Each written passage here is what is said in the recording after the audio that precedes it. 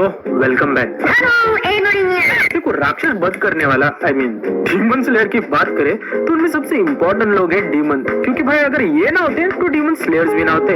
ये demons actually में ऐसा देखा जाए तो ह्यूमन से होते हैं, पर इन सबको डीमन में बदल दिया जाता है बाय मूजान जैक्सन। जब मूजान उसका ब्लड दूसरों को दे देता है, जिस ब्लड को सक करके ये ह्यूमंस के पास डीमंस की पावर आ जाती है और हर डीमन के पास यूनिक एबिलिटीज और पावर्स होती है। तो भाई आज के वीडियो में हम इन्हीं डीमंस के बारे में जानेंगे और मैं इन डीमंस को रैंक भी करूंगा फ्रॉम वीकेस्ट टू स्ट्रॉन्गेस्ट। और हाँ, आई नो तुम सब लोगों को लगेगा कि मूजान ही होगा नंबर 1 पे, पर let me tell you Muzan नहीं है नंबर 1 स्ट्रॉन्गेस्ट डीमन, वो कोई और ही है। तो अगर तुम्हें जानना है कौन है तो भाई वीडियो लास्ट तक देखो। बाय द वे बहुत सारे लोगों ने चैनल सब्सक्राइब नहीं करके रखा है। हाँ, तुम्हें क्या लगा मुझे पता नहीं चलेगा?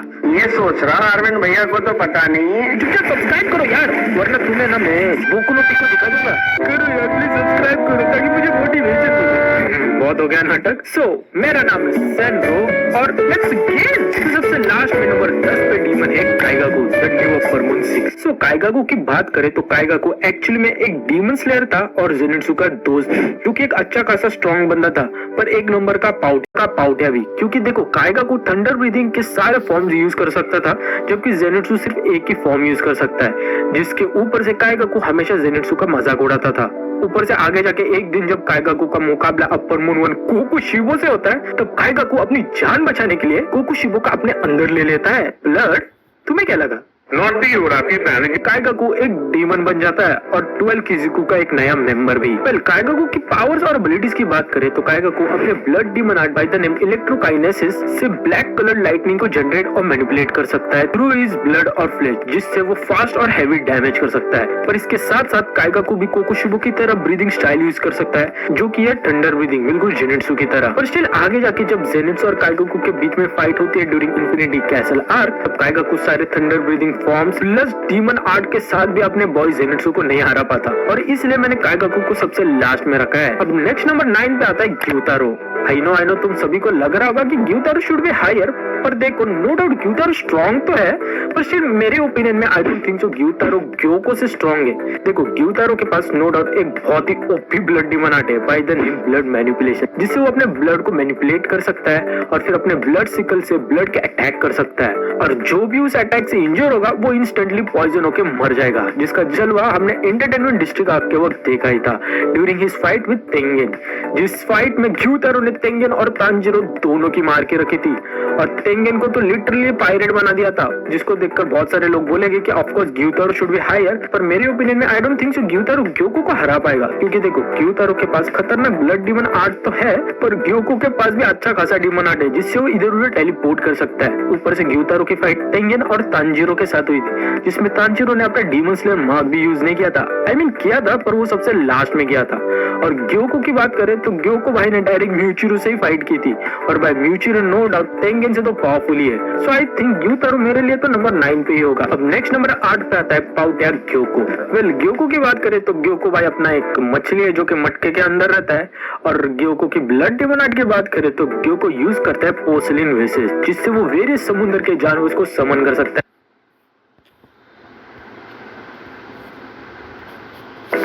या फिर वाटर विप से। और ग्योको की ब्लड डीमन आर्ट की बात करें तो ग्योको यूज करता है पोर्सिलिन वेसेस, जिससे वो वेरियस समुद्र के जानवर को समन कर सकता है या फिर वाटर विप से अटैक भी कर सकता है। और इसके साथ साथ ये ग्योको का बच्चा अपने मटके से इधर उधर इंस्टेंटली एक मटके से दूसरे मटके में टेलीपोर्ट भी कर सकता है, और उन मटकों को कहीं भी समन कर सकता है, जिससे उसे पकड़ना बहुत ही ज्यादा मुश्किल हो जाता है, जिसका जलवा हमने स्वॉर्डस्मिथ विलेज आर्क में देखा ही था, जब ग्योको और म्यूचिरो के बीच में फाइट होती है, जिसमें म्यूचिरो को कितना मुश्किल हुई थी ग्योको को मारने के लिए, जिसके कारण म्यूचिरो को अपना राक्षस वध करने वाला निशान डीमन स्लेयर मार्क को अवेकन करना पड़ा था, ताकि वो ग्योको को हरा सके। और ऊपर से ग्योको फाइट के दौरान बहुत ही ज्यादा ओवर कॉन्फिडेंट था और पाउटेगिरी ज्यादा कर रहा था, क्योंकि उसे लग रहा था कि भाई ये म्यूचिरो तो बच्चा, ये मुझे क्या ही हरा पाएगा, और इसलिए वो लास्ट में जाके हार गया। अब नेक्स्ट नंबर 7 पे आती है नाकेमी। सो नाकेमी को हमने सबसे पहले मुगेन ट्रेन के मूवी में देखा था, जो कि अपना सितार बजा के सबको बजा रही होती है, मार रही होती है। वेल अगर हम अब बात करें नाकिमी की पावर्स और एबिलिटीज की, तो नाकिमी का ब्लड डीमन आर्ट है इन्फिनिटी कैसल मैनिपुलेशन, जिससे वो एक पूरी कैसल को कंट्रोल और मैनिपुलेट कर सकती है, जो कि एक लिटरली अलग डायमेंशन होता है। और इसके साथ साथ वो अपने सितार के मदद से लोगों को टेलीपोर्ट भी कर सकती है इन द इन्फिनिटी कैसल। इसका मतलब तुम नाकिमी को घंटा छू भी नहीं सकते। इतना ही नहीं, नागिमी अपने ब्लड डीमन आर्ट से कोई भी अटैक को डॉज कर सकती है, जिसका जलवा हमने इन्फिनिटी कैसल आर्क में देखा ही था, जब नागिमी मित्सुरी के साथ फाइट करती है। और इसके साथ साथ नागिमी पोर्टल्स भी क्रिएट कर सकती है, जिससे वो लोगों को दूसरी जगह ले जा सकती है। जैसे नागिमी ने सारे डीमन स्लेयर स्क्वाड को इन्फिनिटी कैसल में लाया था during Hashira training arc. Well, अगर हम नागिमी की फीट्स के बारे में बात करें, तो नागिमी का असली पावर का जलवा हमने इन्फिनिटी कैसल आर्क में देखा था, जब उसकी फाइट हुई मित्सुरी और ओबनाई के साथ। जिस फाइट के दौरान उसने अच्छी खासी टक्कर दी थी दोनों मित्सुरी और ओबनाई को, और वो दोनों लिटरली नाकिमी को छू भी नहीं पा रहे थे। सो नो डाउट भाई, नाकिमी पावरफुल तो है, पर स्टिल मैंने नाकिमी को नंबर 7 पे रखा है,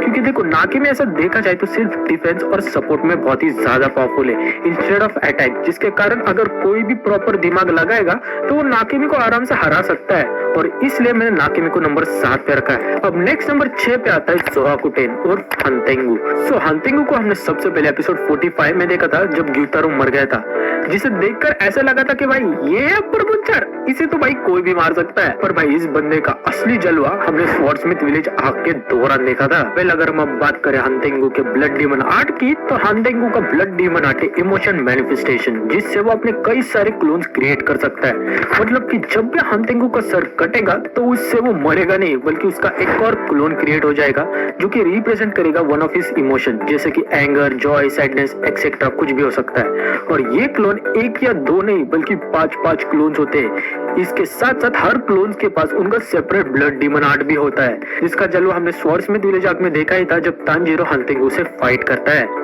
इतना ही नहीं, हंतेंगु का अल्टीमेट फॉर्म की बात करें तो वो है सोहाकुटेन, जिससे वो अपने सारे क्लोन्स को कंबाइन करके एक बन जाता है, जिससे वो सारे ब्लड डीमन आर्ट को यूज कर सकता है, और इसके साथ साथ एक वुडन ड्रैगन को भी समन कर सकता है। और अगर तुम्हें याद हो तो मित्सुरी मुश्किल से सोहाकुटेन से फाइट कर पा रही थी। सो नो डाउट भाई, सोहाकुटेन बहुत ही ज्यादा स्ट्रॉन्ग है, और इसलिए मैंने सोहाकुटेन को नंबर 6 पे रखा है, क्योंकि भाई हंतेंगु को लिटरली तांजीरो, नेजुको, गेनिया और मित्सुरी चारों मिलकर भी हरा नहीं पा रहे थे, और कैसे तो भी वो लास्ट में जाके बड़ी मुश्किल से हंतेंगु को हरा पाए थे, वरना मित्सुरी तो पक्का भाई उस फाइट में मर जाती। अब नेक्स्ट नंबर 5 पे आता है सबका favourite demon, the donut maker उर्फ अकाजा। सो अकाजा को हमने सबसे पहले मुगन ट्रेन के मूवी में देखा था, जिसने आते ही अपनी दहशत बना ली थी, क्योंकि आफ्टर ऑल भाई अपर मून 3 है। वेल, अगर हम अब बात करें अकाजा की ब्लड डीमन आर्ट की, तो अकाजा यूज करता है डिस्ट्रक्टिव डेथ, जो कि बहुत ही सिंपल ब्लड डीमन आर्ट है, जिससे वो बस अपने पंचेस और किक से ऐसे पावरफुल शॉकवेव रिलीज करता है, जिससे अकाजा कोई भी बंदे को एक झटके में मार सकता है, जिसका जलवा हमने रेंगोकू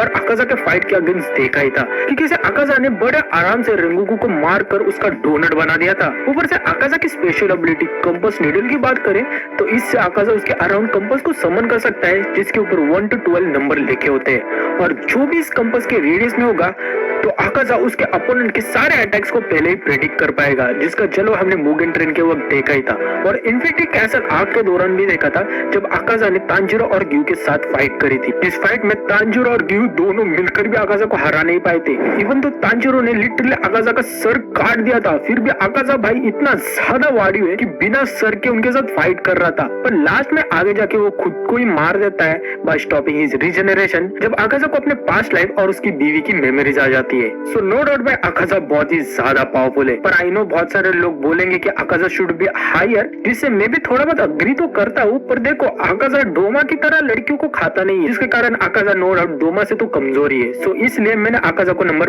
5 पे रखा है। अब नेक्स्ट नंबर 4 पे आता है ऑफ कोर्स लड़की को खाने वाला डोमा। वैसे लड़की को खाना तो मुझे भी पसंद है, लड़की का खाना। सो डोमा को हमने सबसे पहले स्वॉर्डस्मिथ विलेज आर्क में देखा था ड्यूरिंग अपर मून मीटिंग, जिसे देखकर सबको लगा था कि भाई ये डोमा तो बड़ा ही फनी बंदा है, पर भाई एक्चुअली में ये बहुत ही बड़ा हरामी है और एक नंबर का साइको है, साइको, जिसका लिटरली पास्ट लाइफ में एक कल्ट था जहाँ वो लड़कियों को धोखे से बुलाकर खाता था। वेल, डोमा की ब्लड डीमन आर्ट की बात करें तो डोमा यूज करता है काइरोकाइनेसिस, मतलब कि वो स्नो को यूज कर सकता है वाड़ी अटैक्स यूज करने के लिए with the help of his Japanese war fans. मतलब कि डोमा अपने पंखों से स्नो ब्लिजर्ड क्रिएट कर सकता है, जिसके कांटेक्ट में अगर कोई भी आएगा तो वो इंस्टेंटली फ्रीज होके मर जाएगा। इसके साथ डोमा अपने कई क्लोन्स भी बना सकता है, बिल्कुल शैडो क्लोन जुट्सु की तरह, जो कि डोमा के जितने भी पावरफुल होंगे। और इतना ही नहीं, डोमा एक मैसिव बुद्धा के स्टैचू को भी समन कर सकता है, जो कि लिटरली किसी भी चीज को तबाह कर सकती है। इसका जलवा हमने डोमा वर्सेस शिनवो के फाइट के अगेंस्ट देखा ही था during the infinity castle arc. ऊपर से डोमा लिटरली ऐसे स्नो पाउडर को भी क्रिएट कर सकता है, जिससे अगर कोई भी इनहेल करेगा तो वो इंस्टेंटली मर जाएगा। इसके कारण डोमा को हराना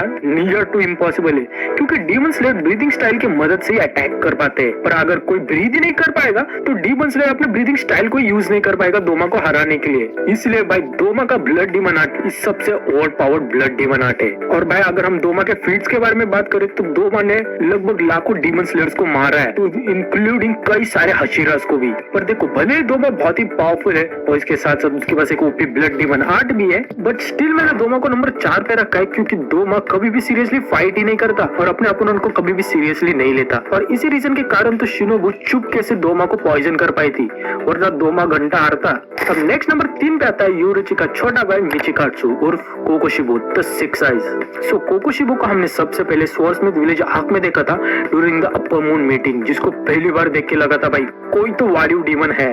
वेल, कोकोशिबो की बात करें तो यह बंदा सबसे यूनिक है, क्योंकि कोकोशिबो ब्लड डीमन आर्ट को यूज कर सकता है और इसके साथ साथ ब्रीदिंग स्टाइल को भी यूज कर सकता है। ऐसे ही थोड़ी कोकोशिबो अपर मून 1 है। देखो, कोकोशिबो के ब्लड डीमन आर्ट की बात करें तो कोकोशिबो अपने ब्लड डीमन आर्ट से फ्लैश को अलग ही लेवल पे मैनिपुलेट कर सकता है। इसके साथ साथ कोकोशिबो अपने फ्लैश से बनी स्वॉर्ड को भी यूज कर सकता है, जो कि एक लिविंग बीइंग है, क्योंकि आफ्टर ऑल कोकोशिबो की स्वॉर्ड उसके ही फ्लैश से बनी है, जिसकी वजह से कोकोशिबो अपने स्वॉर्ड को छोटी या फिर बड़ी कर सकता है, या फिर जैसे चाहे वैसे मैनिपुलेट भी कर सकता है। ऊपर से कोकोशिबो अपनी ब्रीदिंग स्टाइल का भी यूज कर सकता है, जो कि है मून ब्रीदिंग, जिसका लिटरली 16 फॉर्म्स है, बाप रे बाप, जिससे वो क्रेसेंट शेप मून ब्लेड्स को क्रिएट कर सकता है और मैनिपुलेट कर सकता है। और लेट मी टेल यू, ये ब्रीदिंग स्टाइल दी स्ट्रॉन्गेस्ट ब्रीदिंग स्टाइल है आफ्टर सन ब्रीदिंग, क्योंकि ये ब्रीदिंग स्टाइल बहुत ही ज्यादा अनप्रेडिक्टेबल और खतरनाक वाली पावरफुल है, जिससे तुम घंटा नहीं बच सकते। और इसी रीजन के कारण तो सानवी और ग्यूमो दोनों मिलाकर भी कोकोशिबो को हरा नहीं पा रहे थे, पर कैसे तो भी बड़ी मुश्किल से दोनों कोकोशिबो को हरा पाए थे।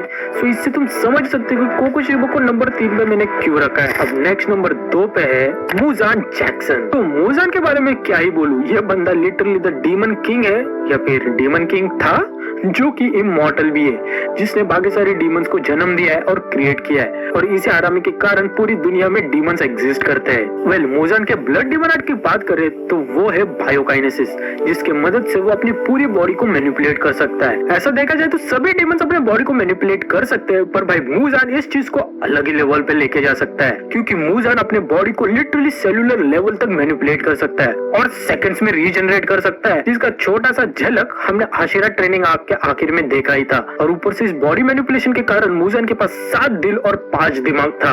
और ऊपर से अगर तुम्हें याद हो तो मुजान ने अपने खुद के बॉडी को कई लाखों पीसेस में डिवाइड कर दिया था, ताकि वो उसके डैडी योरिची से बच पाए। इतना ही नहीं, मुजान अपने बॉडी के ऊपर कई सारे जॉज एज वेल एज विप्स तक को क्रिएट कर सकता है, जिसको हमने फाइनल बैटल के वक्त देखा ही था, जब सारे हशीरा मुजान के साथ फाइट कर रहे होते हैं, जिस फाइट में मुजान कुत्तों की तरह सब हशीरास को पेलता है। इवन दो टमायो ने पहले ही मुजान को ड्रग देके कमजोर किया था, फिर भी इससे तुम समझ सकते हो कि मुजान कितना ज्यादा पावरफुल है। और अगर तुम्हें पता ना हो तो मैं ये भी बता दूं कि मुजान भाई अपना एलजीटीवी सपोर्टर भी है। आई मीन, मुजान खुद को लड़की या लड़कों में भी बदल सकता है, या फिर खुद को एक बच्चा भी बना सकता है। इसे हमने कई बार एनिमे में भी देखा है। पर स्टिल मुजान भले ही बहुत ही ज्यादा स्ट्रॉन्ग है, लाइक भाई को मारने के लिए लिटरली पूरी डीमन स्लेयर की आर्मी लगी थी, और फिर भी उसको कैसे तो भी हरा पाए थे। पर द ओनली रीजन मैंने मुजान को नंबर 2 पे रखा है वो है उसकी एक वीकनेस, जो कि है कि वो सन को कभी भी कॉन्कर नहीं कर पाया। और इसी रीजन के कारण अब आता है नंबर 1 स्ट्रॉन्गेस्ट डीमन, जो कि है of course the real demon king Tanjiro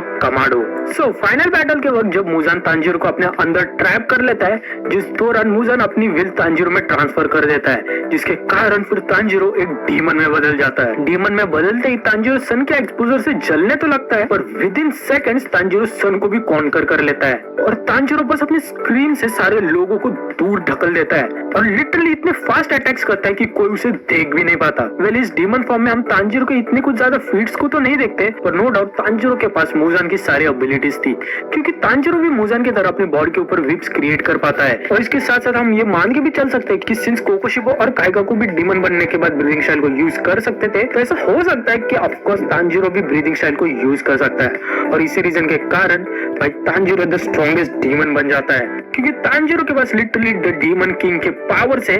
इसके साथ साथ वो सन ब्रीदिंग को भी यूज कर सकता है और सन को तो कॉन्कर कर ही लिया है, जिसका मतलब ऐसा देखा जाए तो तांजीरो यूरिचू को भी हरा सकता है। I mean, शायद से हरा सकता है। वैसे तुम्हें क्या लगता है कमेंट सेक्शन में बताना। सो भाई यही थे टॉप 10 स्ट्रॉन्गेस्ट डीमन इन डीमन स्लेयर।